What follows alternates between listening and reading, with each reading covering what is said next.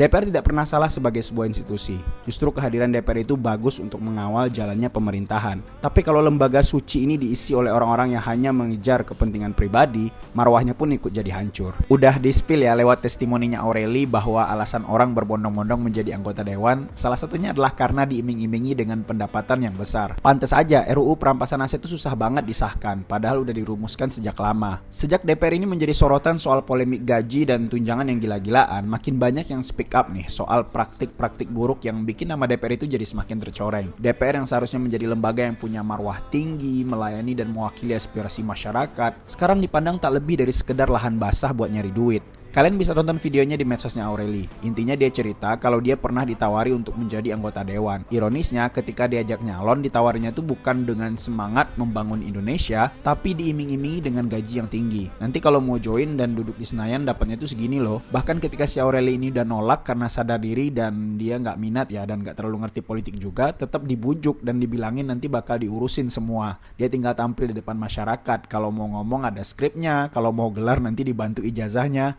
Yang ngeri lah pokoknya. Jadi seolah-olah si calon itu dipersiapkan jadi boneka aja. Hadir ke rapat, ngangguk-ngangguk, abis itu rekeningnya keisi. Dan ternyata praktik ini tuh udah lumrah terjadi, sesuai pengakuan yang ngajak. Kalau lumrah artinya kan banyak orang-orang selain Aureli ini yang udah ditawari buat gabung ke politik untuk tujuan yang komersil aja. Dan ini juga semakin menegaskan banyaknya fenomena artis dan pengusaha yang terjun ke dunia politik. Karena mengincar perputaran uang yang sangat besar di dalam sana. Pantesan juga RUU perampasan aset itu kayak susah banget disahkan. Giliran undang-undang yang menyangkut masyarakat, pengusahannya bisa secepat kilat. Ya kalau mindsetnya jadi pejabat cuman buat mengeruk pundi-pundi, apa masuk akal rasanya mereka akan mengesahkan undang-undang yang berpotensi mengancam kekayaan mereka sendiri? Mana ada orang yang mau menggali kuburannya sendiri? Permasalahan ini tuh kompleks banget, sampai gue sendiri pun juga bingung nih, harusnya benang kusut ini tuh kita urai dari mana dulu? Yang jelas, perbaikan struktur pemerintahan ini harus dimulai dengan sebanyak-banyaknya menempatkan orang-orang baik, orang-orang tulus, orang-orang idealis, orang-orang yang punya gagasan untuk masuk sebagai pembuat kebijakan. DPR tidak pernah salah sebagai sebuah institusi. Justru kehadiran DPR itu bagus untuk mengawal jalannya pemerintahan. Tapi kalau lembaga suci ini diisi oleh orang-orang yang hanya mengejar kepentingan pribadi,